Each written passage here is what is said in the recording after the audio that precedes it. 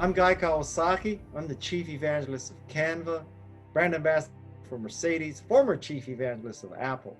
And today I'm going to talk about denting the universe, innovation, marketing, sales, social media, and politics. Resistance is good. Stay tuned. Congratulations! You are tuned into Dov Baron's Leadership and Loyalty Show, the #1 podcast for Fortune 500 executives and those who are dedicated to creating a quantum leap in leadership. Your host, Dov Baron, is the founder of FullMontyLeadership.com. He's an executive mentor to leaders like you, a contributing writer for Entrepreneur Magazine, CEO World, and he's been featured on CNN, Fox, CBS, and many other notable sites. Dov Baron is an international business speaker who was named by Inc. magazine as one of the top 100 leadership speakers to hire. Now, over to Dov Baron. Welcome, dear friends, fans, and fellow aficionados of leadership excellence. Thank you for joining us on this episode of Dov Baron's Leadership and Loyalty Tips for the Executives, part of the Full Monty interview series. I'm your host, Dov Baron. I'm the founder of Full Monty Leadership, and I'm here to assist you tapping into the one thing in your business that changes everything. Let me ask you, are you committed to up-leveling your leadership? Have you considered that, as afraid as you might be of your specialty in your organization maybe stealing away your job or maybe even your business, that the democratization of technology might provide a massive opportunity for you? Well, stay tuned, you're about to find out. You can chat about this episode or any past episodes by going to our Facebook group or our LinkedIn group. Just look for Leadership and Loyalty Podcast. If you're a new listener, new viewer, thank you for joining us. Strap yourself in, we're about to go full Monty. And as always, you can find us on Apple Podcasts, Spotify, iHeart Radio, or wherever you tune into podcasts. And we always need your help in staying relevant, so please go there, rate, review, and subscribe to the show. You can also catch us on traditional radio stations across the United States, all the way from Florida to Colorado, including Washington, D.C. If you're a regular listener, a regular viewer, I want to thank you for making us the #1 podcast globally for Fortune 500 listeners, with a average reach of 2.5 to 4 million listeners for every single episode. You can find us on Google Home and Alexa by simply saying, play Dov Baron Podcast. So I want to thank you for sharing the show with everybody you know. Now, let's strip it down and dive right in. As a leader, whether you're a CEO, someone in the C-suite, a sales leader, an entrepreneur, a leader in any capacity, you know that change is inevitable. And you're either on the front end of that, surfing the wave, or you will be washed away in the tsunami of its effect. So how can you recognize change before it arrives? How can you get out in front of it and practically implement what it is? Well, let's find out together, because my guest on this episode is Guy Kawasaki. Guy possesses an extensive knowledge of innovation, entrepreneurship, social media, and marketing. First and foremost, he is an evangelist. The term comes from the Greek word that means bringing the good news. That's what he does, whether it is the good news of Macintosh when he was with Steve Jobs, or where it's currently the good news of Canva, an online graphic design firm. He aligns with companies and causes that empower people, foster democracy, and make the world a meritocracy. In addition to his work with Canva, he's a writer. He's written 15 books. He's a speaker, Mercedes-Benz brand ambassador, board member for Privy, and executive fellow at the Haas School of Business, UC Berkeley. Ladies and gentlemen, please put your hands together and help me welcome Chief Evangelist for Canva, Mercedes-Benz brand ambassador, the author of The Wise Guy, and fan of pumpkin bread, Mr. Guy Kawasaki!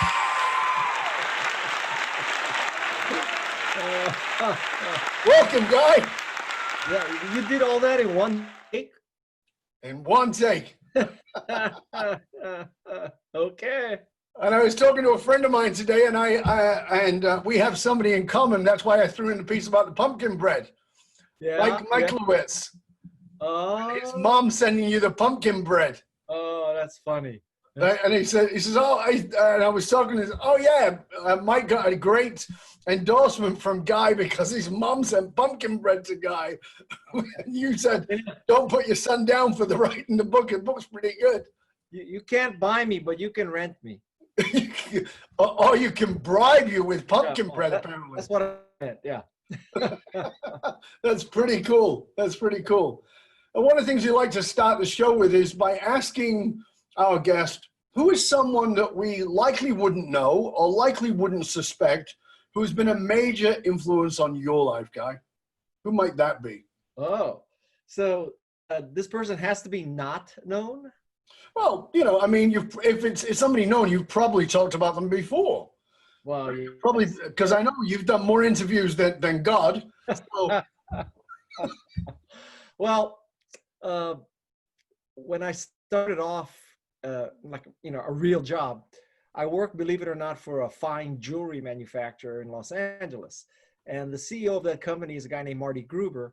And believe it or not, that experience in jewelry, schlepping diamonds and gold, selling gold and diamond jewelry, was a just kind of game changer for me, because I had to learn how to sell. And the jewelry business sounds all, you know, luxurious and dramatic and all that, but it's a commodity. Commodity may be valuable, gold and diamonds, but it is a commodity nonetheless. And so I really had to learn to sell. And I've come to the conclusion after 65 years of living that everybody has to sell.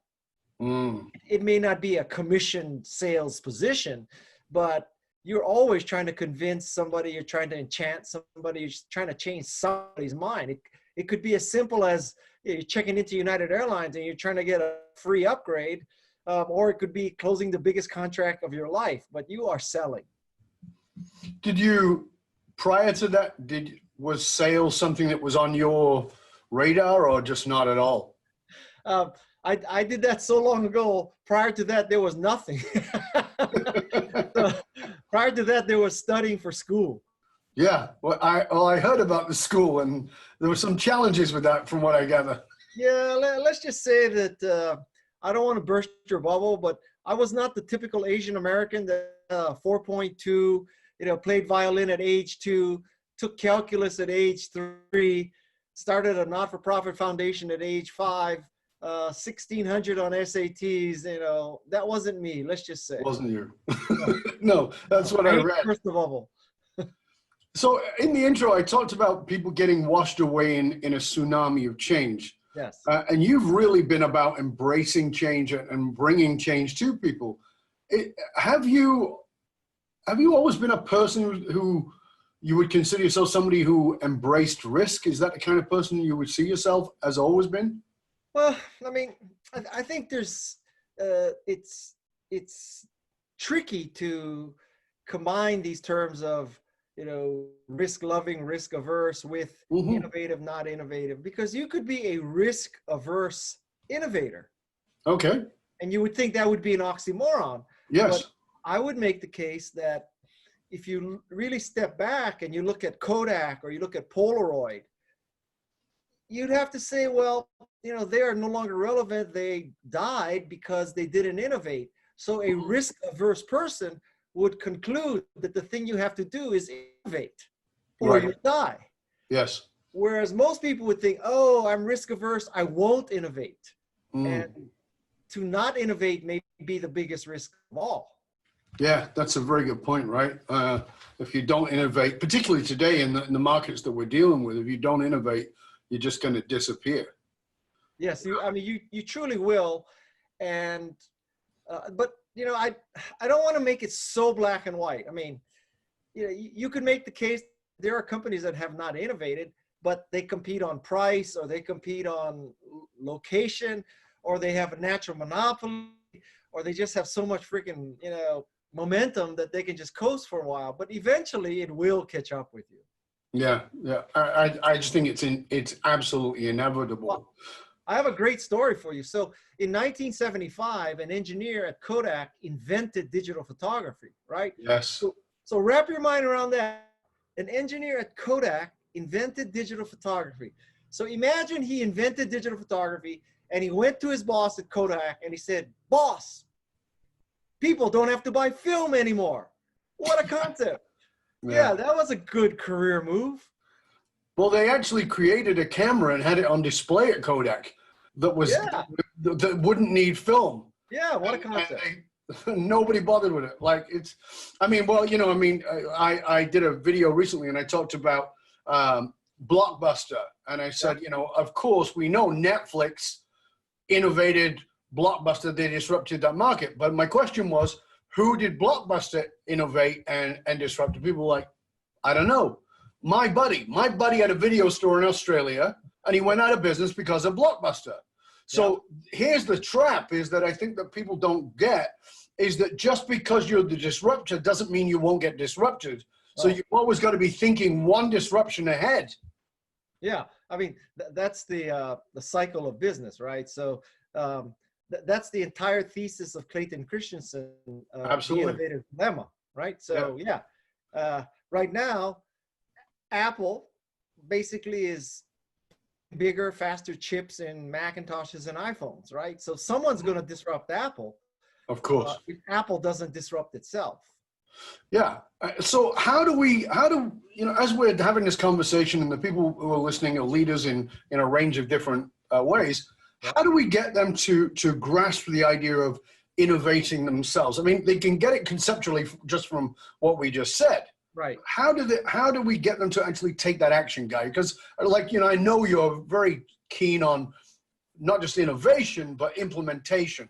How do we get them to take that step? Well, there are good ways and bad ways. A good way, a good way that is negative in a sense is, I think that many companies, for a company, a near-death experience, if it doesn't kill you, is a very good thing. That doesn't mean that the CEO will someday say to the board of directors, I'm going to catalyze a near-death experience because it's going to force us to change. I mean, nobody says that. But a near-death experience, and Apple went through some near-death experiences, is a very positive thing. It's a very positive thing if it doesn't kill you. If it doesn't kill you, yes. And I know that from personal experience, having gone through several near-death experiences at a very physical level, not just in business. But I actually fell off a mountain and died 5 times. So I get it. Well, and so, you know, the hard thing is, we can cite examples like Kodak and Polaroid and all that, right? And people scratch their head and say, yeah, that's so true. But the next day when they go to their office, you know, let's take the worst case. So you're working for a large public company, and you hear this podcast. The next day you go to the office, and what are you worried about? You're worried about your quarterly report in 89 days, right? So exactly. All this thinking that we just tried to catalyze, they're going, oh yeah, so our customers are asking for better, faster, cheaper Apple II. Nobody's asking for a Macintosh. We need to build better, faster, cheaper Apple II. And at some point, that catches up with you. Do you think that that's happened with Apple? I mean, now as an outside guy looking in, do you see that that's happened with Apple? Because, you know, there's a lot of talk around the fact that they haven't innovated in quite some time. Yeah. Apple has set itself up for such a high expectation, right? So Apple, for any other company, stuffing faster chips, making the phone bigger, smaller, cooler, thinner, fatter, you know, whatever, that's considered innovation. But for Apple, we expect Apple to create new categories, not new versions. Yeah. And so maybe the Apple Watch is a new category, but you know, when's the last time you heard of somebody or people's getting to the Apple store at midnight so that they can get the first thing the next day? I haven't heard that for a while. No. Now, on the other hand, you know, who am I to criticize Apple? It's $1 trillion company, most valuable company in the world, whatever, right? But yeah, in my fantasy, Apple would create something that would make me want to throw away my Macintosh and my iOS devices. That would be the test. Yeah. I don't know. I don't know. I think that all empires have a time. Yes. And I don't know if this is the end of the time of that empire. It'll be very interesting. You know, I loved what Jeff Bezos said about a few months ago, and he said Amazon is going bankrupt, and he took a pause. And people were like, what? And he said, not yet, but it's going to happen. And our job is to always stay ahead of that. And it's that mentality of understanding that your decline is inevitable. So how do you make sure that you keep ramping up to not have that happen? And that, to me, that is such innovative thinking. That's really, I think that's what puts Amazon way ahead of the competition. But that's why Jeff Bezos is Jeff Bezos, right? I mean, exactly. Yeah, exactly. Because he's come a long way from selling books and DVDs. Oh yeah, a long way from being on his knee pads filling boxes. Yes. Absolutely. Yes. Oh, obviously you're very well known as the original evangelist for Apple. How did you get, you know, I'm sure people know this, but the quick version of how did you end up in there and being side by side with Jobs, who is famously infamous? Yeah. Well, first of all, I'm the second software evangelist, not the first. The first was a guy named Mike Boych. And Mike Boych and I went to school together. And so one little side note is that when people ask me, how'd you get your job at Apple? Was it your incredible work experience? Was it your incredible GPA in computer science? Was it your PhD? None of the above. It was pure and simple nepotism. So my college buddy hired me. And let's just say, if you looked at my background working in the jewelry business, you would not conclude that, oh, this is the perfect person to bet third-party software on. He's been schlepping gold and diamonds. So the lesson there is it's not how you get a job, it's what you do once you get the job. Absolutely. So anyway, so the answer is nepotism. My college roommate hired me. Well, then you're in there and you're working with Jobs. And as I said, you know, Jobs, for me, I have a lot of respect for what he did. There's no doubt about that. Definitely as a humanist leader, you know, that's what I speak on around the world. You know, high emotional intelligence, humanities, and somebody who actually studied. I actually studied Buddhism and lived with Buddhist monks and did all that, so I get that side too. Jobs seem to lack a little bit of the emotional. A little bit. Think? A little bit. Well, so tell us what it was like being there for you in that context, because you're surrounded by this genius and at the same time this ass. Yeah. Well, my words, not yours. I think that the message you should take, and you know, everybody has this impression of Steve from the writings, the movies, course. You know, the interviews like this. They all hear about this, and every story you hear is probably true.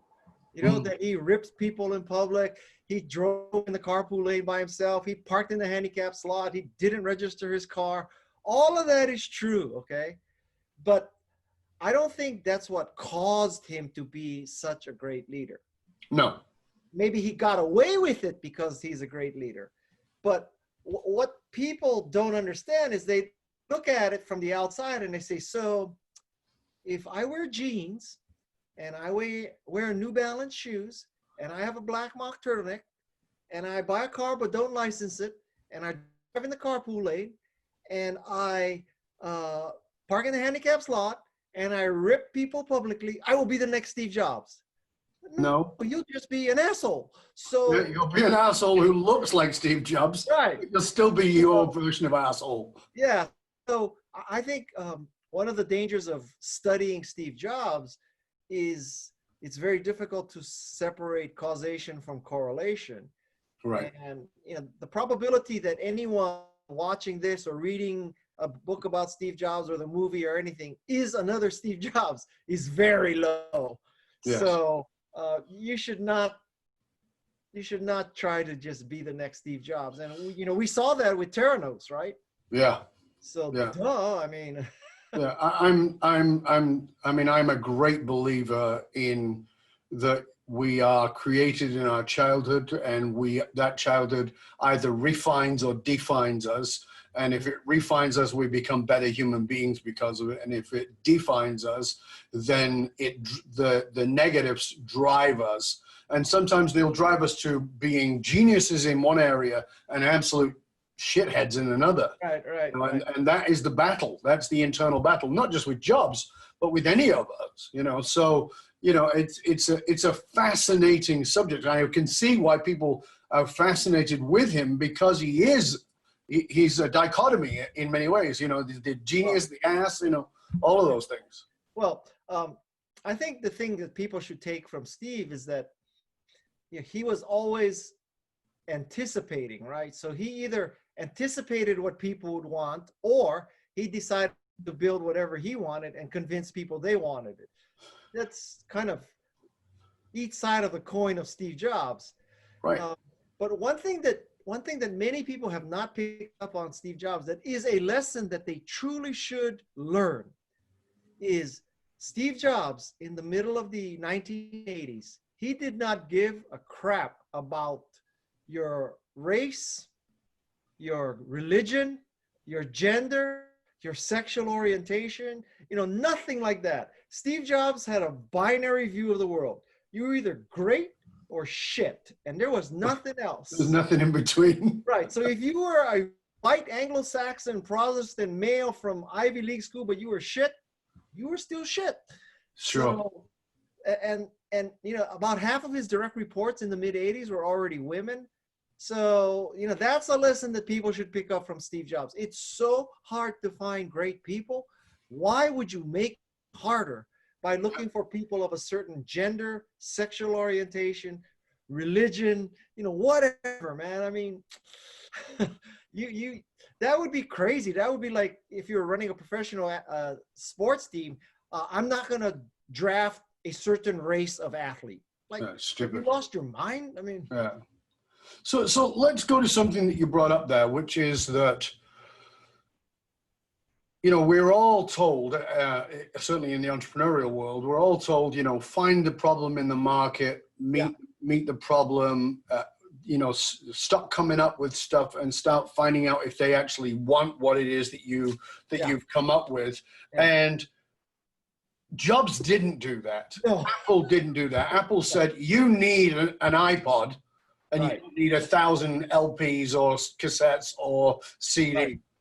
Talk to us about your understanding of that, Guy, from because you are entrepreneurial, you're in that world as well, and there is that. Well, let's look at what they need and really meet the need, and then there's it's way riskier and way more ballsy to say, listen, you don't know you need this yet, but you are gonna. Can you walk us through a bit of that? Well, I think the first thing that people should understand is there is no single path to success, right? Right. So there is the path of, I listened to my customer, they said, build X, I built X, they bought it, life is good. There's also the Steve Jobs path is, I don't talk to customers at all. I'm telling you, they need this. Mm-hmm. They don't know they need it. Right. It might take them years to figure out they need it, but trust me, they need it. That's the Steve Jobs path. Both paths can work. Mm-hmm. So I don't want to everybody listening to this say, oh man, we should stop listening to our customers. There are other ways to do this, but Steve had that way. Now, it could be that in the history of man, maybe it's only Steve and Elon Musk and Edison and Walt Disney that have been able to call it in advance. Yeah. But I think, the downside of, quote, being marketing driven and listening to your customer is that your customer can only tell you what to do in terms of what they're already getting from you. Right. So if you went to the Apple customer in the mid 80s and said, what should we do next? They would say, better, faster, cheaper Apple II. Sure. Guess what? That's not what Steve made with a Macintosh. It had nothing to do with an Apple II. No. So if Apple had gone to its customers and been marketing driven and listened, they would have built a better, faster, cheaper Apple II. And trust me, they would not be $1 trillion company. We would be having this podcast and we would be saying, remember Kodak? Remember Polaroid? Remember Apple? Remember Blockbuster? Yeah, they'd be thrown into the lump. Remember Borders books? I mean, we'd be having a different discussion. Well, talking of books and talking about your less than stellar GPA at school, you've written 15 books. Most people struggle to write one. Yeah. What's the secret for a guy who struggled at school? Listen, I don't want to paint myself too much as a failure in school, but I did get into Stanford, although It was It is, being yes. Asian American. Back, I'm so old. I am so old that when I applied to college, being an Asian American was an oppressed minority. Okay. That's how old I am. So I have a lot of things to say about writing books. So I think one should write a book when you have something to say. Duh. Very true. But Yeah. I think many people, particularly businessmen, they have this attitude like, well, I'm going to write a book. A book is a means to an end. Mm-hmm. It will get me more business, more consulting. It'll position me as a thought leader, whatever the hell that is. It'll position me as a speaker, whatever. I think all of that is bullshit. The reason why you write a book is you have something to say. If you don't have anything to say, don't write a book. A book should be an end in and of itself, not a means to an end. Mm-hmm. And if everybody would apply that test, it would be a better world. Now, Yeah. the flip side of that is you may be an unknown person with no platform, no fame, no money, whatever. But for some reason, you have something, let's say that it was World War II and you were hiding in an attic during Nazi Germany, right? Like, who was that? And that was a absolutely history-altering book.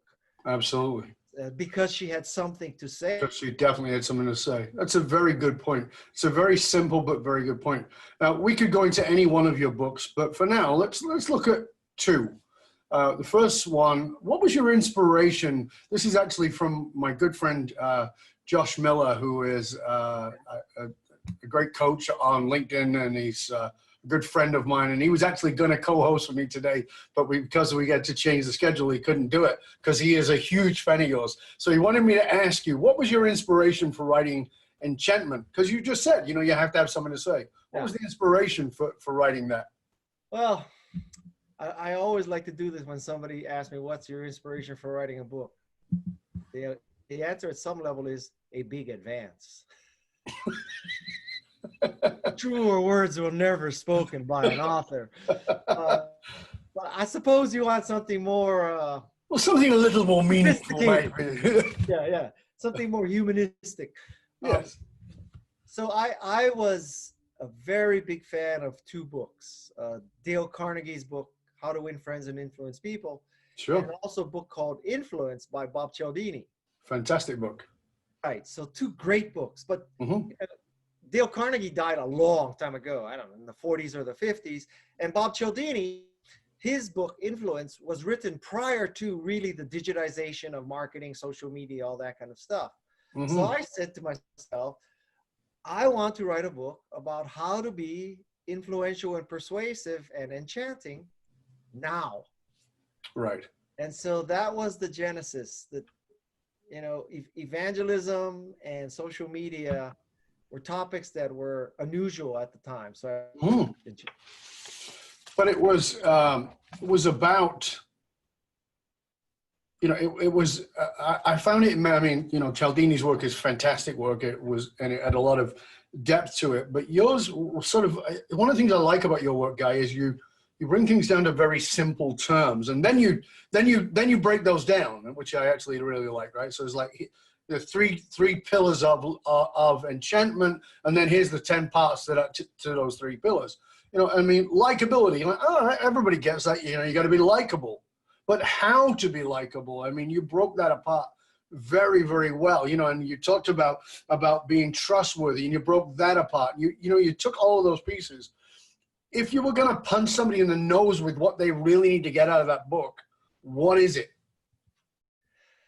You mean the one single overarching whatever? Yeah, like the overarching message that they need to get from this, because I think that it's like with Cialdini's stuff. A lot of the people who were what were they called? The dating guys.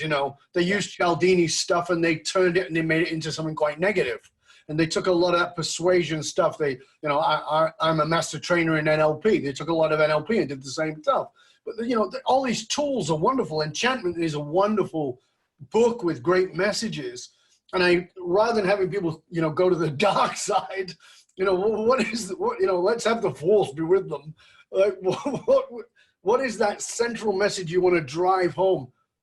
Because there's something for me that stood out, and I want to bring it up to you, but I want to hear from you first. Well, I think if there's one central message, it is that if you want to be enchanting, if you want to be influential, persuasive, you want to be a good marketer, social media, be a good person. That's it. Be a decent person, yeah. Not about manipulation. It's just, that's 99%. You don't even need to read my book. If you're just a good person, I believe there is a scoreboard in the sky that keeps track of your karmic points. Mm-hmm. And, the only challenge with that is the moral compass is subjective. Yeah. And so a good person, I mean, every German soldier thought they were a good person.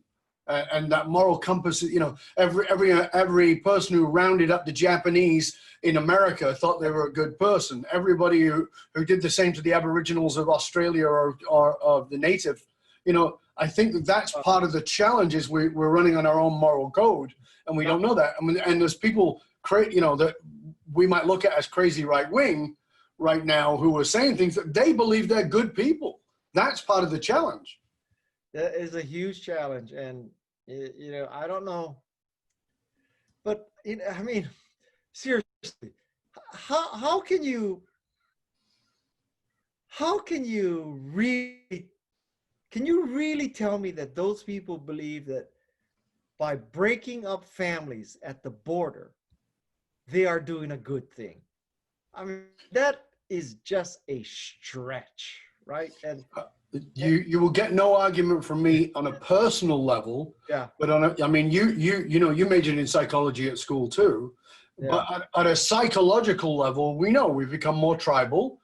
We're therefore more polarized. And why are we more tribal and why are we more polarized? Because we feel more isolated and we need to belong, and we're looking for something to belong to. And so we shave off a piece of our soul in order to get the approval of others. And so we find this moral gray area. And I know very decent people who are Trump supporters, and I'm like, do you not see the lunacy of this or of that? And they're like, no. And I said, well, are you a Trump hater? And my answer is absolutely not.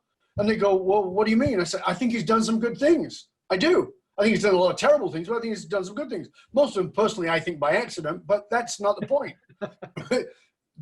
Nothing is black and white. And I think that we've always got to look at things in that way of not being black and white, because that allows us, the bipartisan, the middle ground, allows us to reach across and say, what is good for humans? We're people here. How do we get past this? And that kind of brings me into the next part, which is I saw an article you wrote about how you tried to commit suicide on LinkedIn, or LinkedIn suicide, and failed. Talk to us a little bit about that, because we're already in that place. Yeah, well, so in November of 2016, I was in Germany, and I had dinner with some friends, and they said to me, Guy, to this day, we wonder how our grandparents let Hitler come to power. Sure. Right? Now, how could they have that happen? And then they said to me, you know what, Guy? It is 1930 in the United States. So the question for you, Guy, is do you want your grandchildren to wonder if you resisted fascism in 2016? And I felt so convicted by that that day, I turned all my social media completely political. So if you go into my Facebook, my LinkedIn, my tweets, anything like that, I am very, very political, far beyond any other so-called social media influencer. Right. And it's because, this is kind of overly dramatic, and I might lose half of your listenership right now, but I don't want, let's just say that my fears and the fears of, many people is that we are becoming fascists. Mm-hmm. And so I don't want my grandchildren, much less me, I don't want to go back and say, God, Guy, did you do everything to resist fascism? And at that point, do I say, well, no, I really didn't. I didn't use my social media because I thought I might lose followers. Well, that's pathetic. Yeah, right? I agree. And so this story about committing suicide on LinkedIn, I went on LinkedIn and I said, listen, let me tell you where I'm coming from. I told this story about this dinner in Germany. And I said, I just want you to know right now, don't follow me because I support women's rights. I support vaccination. I support changing the global, climate change problem. These are all the things I support. If you don't like that, don't freaking follow me. I don't care. And that was, But you failed. Many Failed at committing social media. Say that was suicide. Yeah, but you failed at committing suicide because you actually gained followers at exactly the same rate as before, right? I did. I mean, that's a marketing lesson right there. Absolutely. And as as a leadership speaker, and when I work with companies, one of the things I say is, as a leader, your job is not to build a wider fence. Your job is to build a narrower fence and shove people off it. Get people to decide what side of the frickin' fence they're on. And if you don't have the balls to make that stand, you don't have the right to call yourself a leader. You're a people pleaser. That's not leadership. That's management, but it's not leadership. Leadership requires you to take a stand. And you probably read it. There's a wonderful piece done many years ago, and it was called The Good German Theory.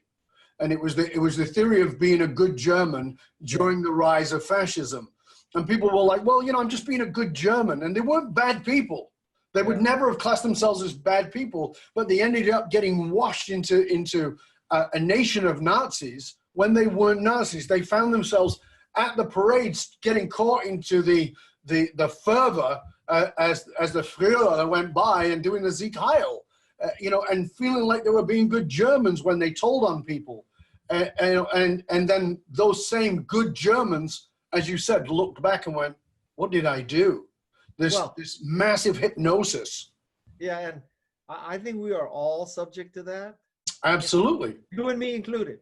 Absolutely. And Cialdini talked about that too. Yeah, and it is a dangerous thing.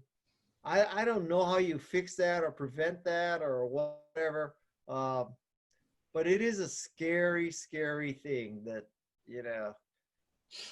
Well, the challenge is that we used to talk about, even prior to 2016, we talked about the Fox bubble and the MSNBC bubble.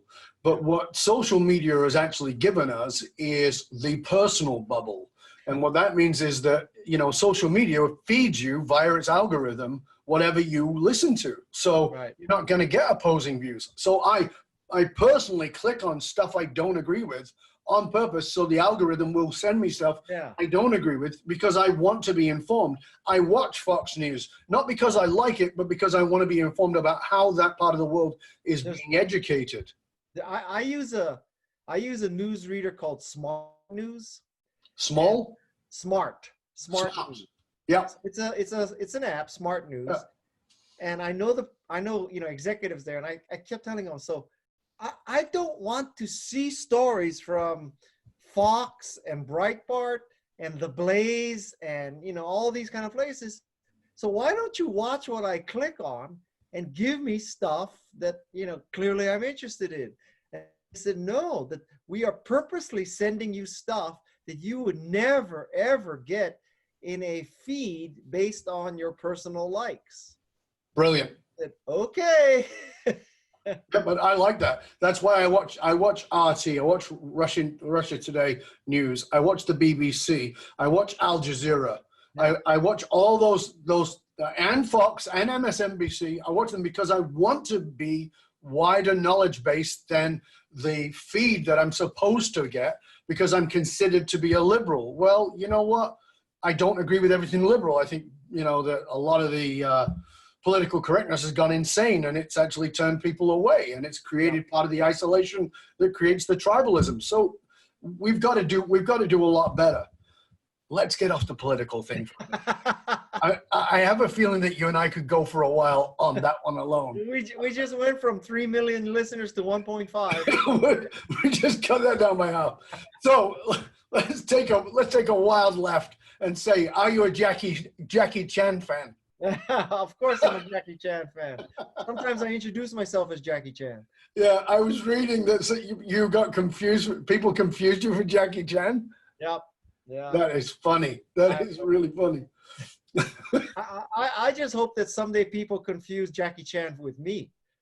That would be cool. That would be Jackie Chan. I think Jackie's a little bit older than you. No, I don't think so. Really? Okay. Yeah, Well, really. then his life's been a bit rougher on Jackie than it has on you. Well, he does his own stunts. Yeah. Today is my 65th birthday, so. Is it really? Happy Yeah. birthday, mate! Congratulations. Time out from celebrating to do this podcast with you. Well, thank you. I sincerely appreciate it. And those freaking Asian genes, man. What is with that? Like they say, black don't crack, brown don't frown. What is it with you guys? Because I've got to tell you a funny story. I have a buddy of mine who has a fascination. His words, it's totally not politically correct, that he has yellow fever. He likes Oriental women. He likes can't say that either. He likes Asian women, right? He loves Asian women. Yeah. And then one day he was dating this girl, and I said, "How old is she?" And he said, "Oh, she's back in those days." He said, "She's 35." I'm like, "Jesus, man, she could pass for 22." And he goes, "Yeah." He goes, "But we were in Chinatown last week," and he goes, "and I noticed something that freaked me the hell out." And I go, "What's that?" He goes, "All these women are just gorgeous, and you can see that, you can tell that some of them are not kids, but they're gorgeous." And I said, "Yeah." And he goes, "But then there's no middle ground." And I go, "What do you mean?" He goes, "There's them, and then there's these little old ladies who are all sort of hunched over in like 1,000." And he goes, "I think that they don't age until a certain age. And then one night they go to bed and wake up and they're just old." And he goes, "They've got ridges in their hands from carrying shopping bags." So I don't know what you've got, but I want some. I'm 61. I'd like some of what you've got. We just went from 1.5 million to 750,000. We're doing our best to politically incorrect destroy it. At the end of this podcast, it's just going to be me and you. That's the end of it. So let's come back to let's go on to another tangent, which is unicorns. Yes. Because you're involved in a unicorn. And for those of you who are not sure what a unicorn is a billion-dollar business that comes out of apparently nowhere. Yeah. They are rarer than unicorns, and you got involved in one. Canva, tell us about that. Talk to us a little bit about your, I know that it was your social media person who sort of introduced you. Tell us about that and why you are now the evangelist for them. I'm Chief Evangelist of a company called Canva out of Sydney, Australia. It is an online graphics design service. So if you ever need to make a presentation, a t-shirt, album cover, book cover, Instagram, Pinterest, Facebook, anything, any graphic, I promise you, we have the easiest way to make a beautiful graphic. And so we are democratizing design so that you don't have to buy or Photoshop. You don't have to spend weeks learning Photoshop. And so that's what we do. And I was recruited to Canva because my social media person was using it.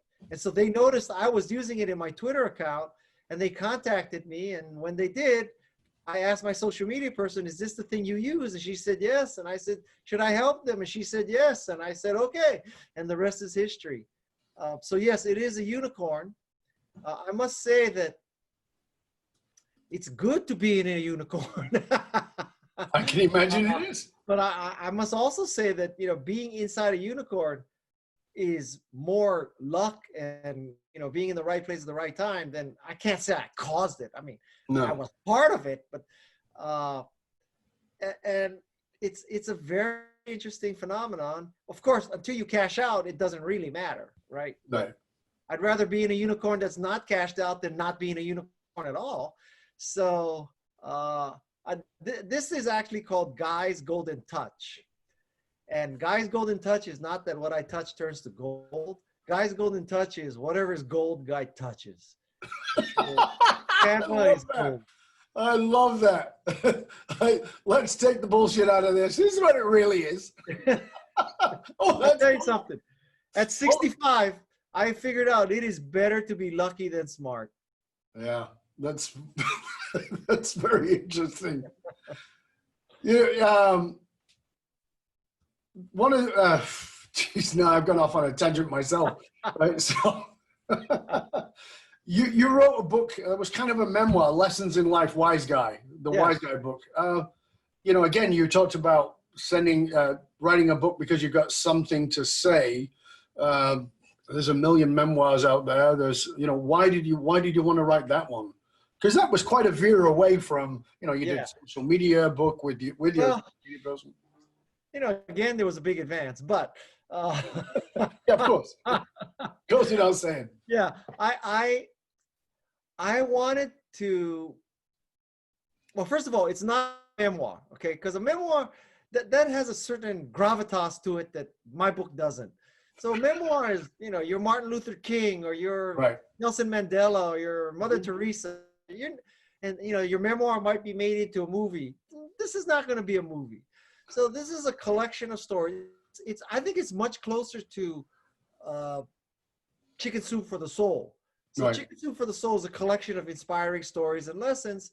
So this is what I call miso soup for the soul. So this is my inspiring stories as opposed to crowdsourced. And it's little stories that influence my life and taught me lessons that I hope to pass on to others. And the people who have found it particularly useful are parents who have been trying to tell their own kids the same thing, but kids don't listen to their parents. No. And I include myself in that. Yeah, me too. They could say the same thing and have no effect. Instead, they say, read this chapter in this book. And it has effect. Yeah. Yeah. It's interesting. I mean, one of my dear friends phoned me one day and he said to me, what did you say to my daughter? And I was like, I don't know. And he's like, and he's mad, right?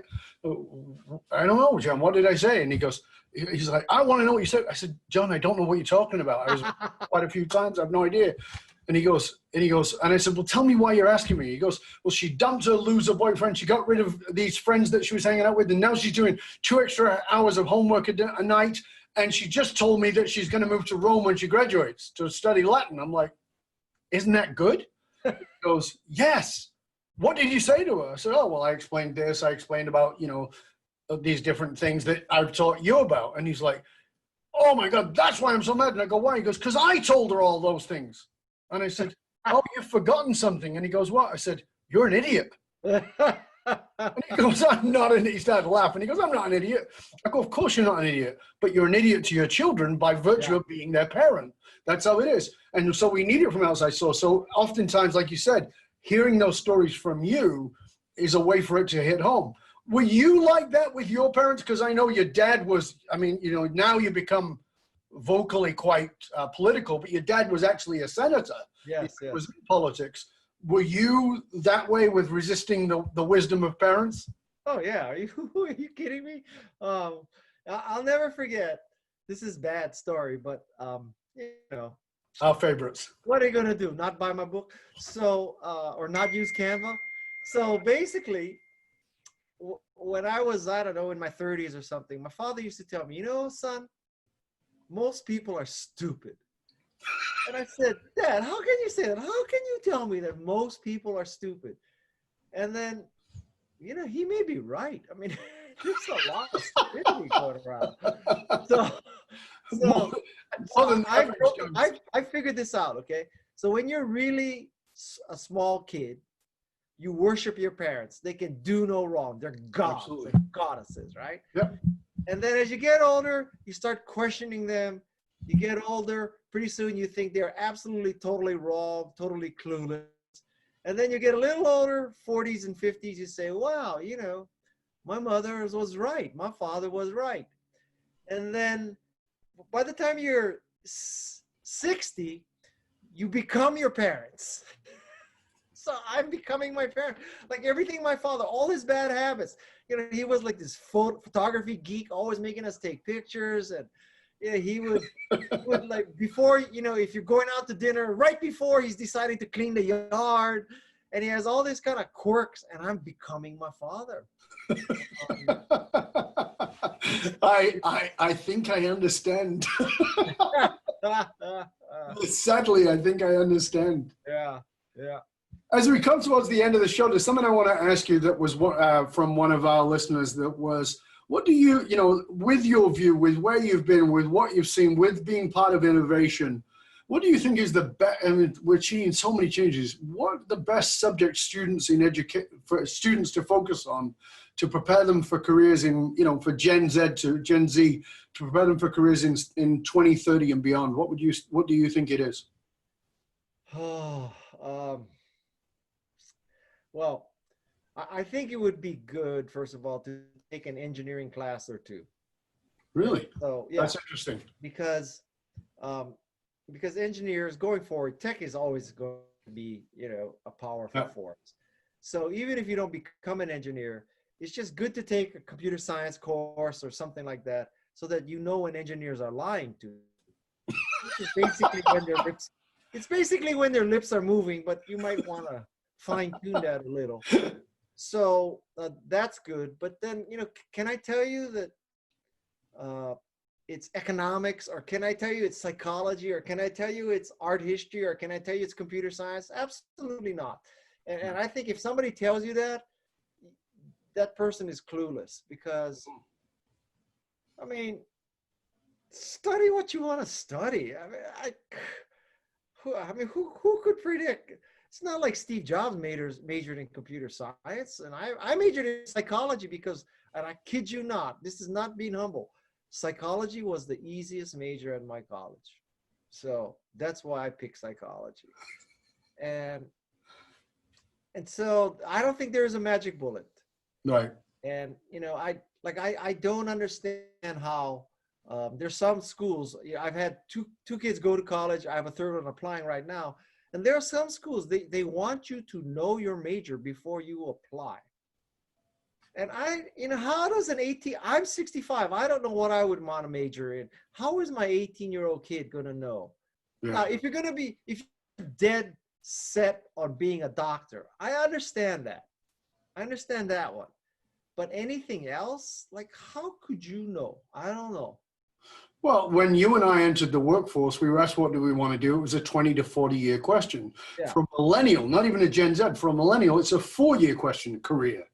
Right. Yeah. So from my point of view, I think there are certain things that are valuable to learn, but to assume that that's going to be your career for the rest of your life, that is, for me, just seems really quite ludicrous. I'm the guy who went to law school for 1 week. So I also think, law school for a week? Yeah. That's fantastic. But that's a sign of my intelligence. Most people become lawyers and are miserable for 20 years. I figured that after 20 days. Yeah, you were smart enough to say, I'm out. Yeah.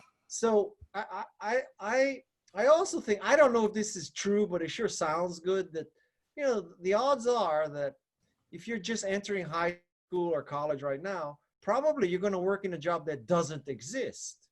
Mm-hmm. That is true. Right? So if it doesn't exist now, how can you take a major to prepare for it? I mean, so that's very, very good. Yeah. So, Guy, we're coming towards the end of the show. We're going to do a lightning round. Are you ready for the lightning round? All right. Okay, here's the lightning round. You get to write a final a question on the final test of life. So the person's about to die. They've got to answer that question. What is the question that you're going to put on the final test of life? So I'm asking that of somebody, or somebody's asking? So you get to write it for everybody else. Oh. You get to write the question, not the answer, the question. Okay. So the question would be, how did you make the world a better place? Simple but powerful. What is your bravest opinion in this age of politically incorrect and what's not allowed to be said? I believe that leaders are courageous. Real leaders are courageous. What's your bravest opinion? My bravest opinion is we need to resist with every molecule in your body. Anything and everything, or something specific? You know what I mean. I know exactly what you mean. I won't push you. I'm with you. I got it.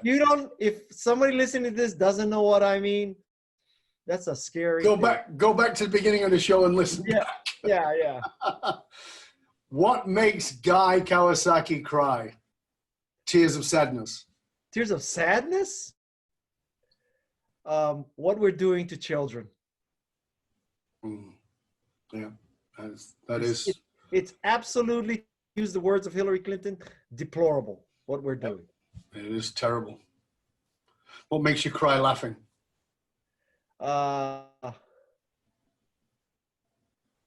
don't know about laughing, but how about tears of joy? Sure. Okay, so my happiest moments, seriously, my happiest moments are thinking about the times that I have been able to surf with my children. There is no greater time in my life than being able to surf with my children.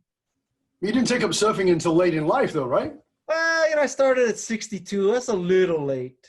Yeah, just a little. So imagine if you took up surfing in 2 years. Yeah, well, I did take up surfing when I lived in Australia, and I'm not going to ever go now because I've been out of the water for 30 years. I think it might not go too well. In a parallel universe, what do you do? In a parallel universe? A parallel universe, so you get to be all of who you are, all the knowledge, all the wisdom, but you've stepped into a parallel universe and you're not doing your career. You've not done your career. You're doing something else. What are you going to be doing? Oh, geez. I'm having trouble in this universe to think of another universe.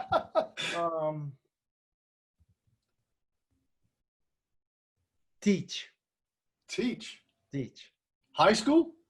Whatever. I think educators are the purest form of evangelism because they clearly aren't doing it for the money. And I think that it is absolutely bizarre that, this is my line of reasoning, that our young people are our most valuable resource. And we have the most underpaid, underappreciated people teaching our most valuable resource. That makes no sense to me whatsoever. Yeah, Meanwhile, we have investment bankers making billions of dollars who add nothing to the world. I don't get that. Yeah, that is the great dilemma. I so agree with you. For me, it's bizarre because one of the things I'll say to leaders often in these kinds of conversations, I'll say to leaders, tell me the person who influenced you, and oftentimes it's a teacher. Yeah. So teacher whose name I don't know, who nobody knows. It was Mrs. Green. It was, whoever it was.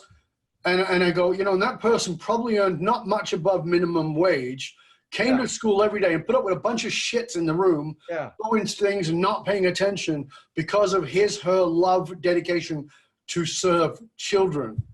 And we don't even take care of these people. So no one has named a managing partner at Goldman Sachs when you ask this question? Not so much. Not yet? Not yet. It may happen.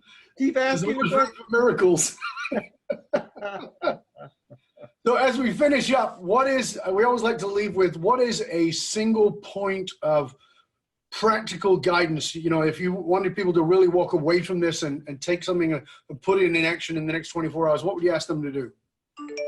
I would say, so this is for business?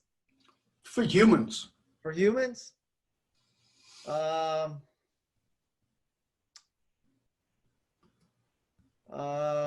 Particularly those who are in a leadership position, I guess.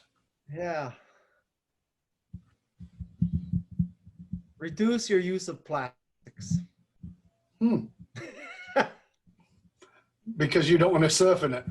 Well, I mean that, but I mean we're just, it's bizarre what's going on. I mean, it's just, and listen, I don't want somebody who listens to this podcast sees me drinking a bottle of water and say you're such a hypocrite. I mean, I realize that, but we've got to stop using plastic. Yeah, we got to find better alternatives. And there are so many right on the brink for us. Guy, this has been an absolute pleasure. I'd love for you to tell our listeners of yours where they can find out more about you and all the wonderful resources you have, if you would, please. Okay, so I have a website, guykawasaki.com. And if you want to follow my political views, it's on LinkedIn primarily. I'm Guy Kawasaki. If you want to see my personal life, what I'm having fun with, that's Instagram, also Guy Kawasaki. And I have actually a question for you. Sure. Like every other Tom, Dick, and Harry, Jane, and Susan, I'm going to start a podcast. I've decided, in 2019, 20 years after everybody else, I'm going to start a podcast. So this podcast is going to be about marketing, sales, evangelism, entrepreneurship, innovation, all that stuff you think I would cover, not politics. And this is a real tactical question for you. So it would be very logical for me to call this podcast Wise Guy. Mm-hmm. That would be the easy one. Easy. But I'm thinking of calling it a different name. And I want you to tell me if you think I'm nuts or this is, a smart thing. Right. So I'm thinking of calling my podcast Duh, D-U-H period. I personally love it. Yeah? I love it. I'm actually in the process, as people are watching this, my new podcast may be out because I'm going to have a second one running. Yeah. And the original title for that podcast, it's not going to be called that now, but the original title was F the Niche, only it was going to say the full word. Yeah. Right? Yeah. Because, it's that same thing as that point of differentiation, which is like, this is so obvious. That's what I like about Duh. It's so obvious you're missing it. And as Moshe Feldenkrais said, it is the elusive obvious. Okay. And I love that. So if you need a guest, I'm a guest. And if you need a listener, I'm a listener. Okay. Thank you. Thank you very much. Well, again, Guy, thank you so much. I hope you'll stay with us to the end. It was a pure joy to have you on, mate. I'm really glad that we managed to make it happen. And particularly on your birthday. How rocking is that? Ladies and gentlemen, happy birthday to Guy Kawasaki! Woo! Thank you. And from Mike's mom, who knows nothing about your motorcycles, apparently. I heard that story. I almost wet myself. That's fantastic.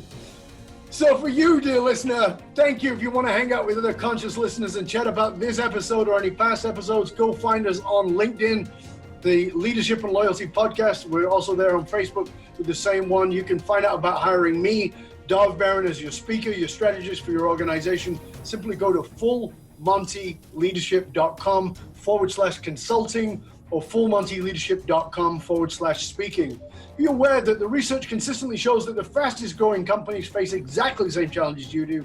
They're spending a fortune on money, energy, time, effort, trying to find and develop top talent, only have them leave it. Well, I mean, Ray, if you're frustrated with investing in your talent, only have them leave before you get your ROI, then come talk to us at fullmontyleadership.com, where we provide you with the essential leadership skills to rekindle and amplify the hidden loyalty assets inside of your organization by tapping into purpose. fullmontyleadership.com, because you can't outsource authenticity. I want to thank you for sharing the show with everybody you know. Till next time, stay curious, my friend. Stay curious about how you can innovate while being the best kind of human being you can possibly be. I'm Dov Baron, and I'm here to assist you tapping into your deep greatness to reach that next level of clarity, focus, purpose, and profit in your life, in your business, and in your leadership impact. And I am out.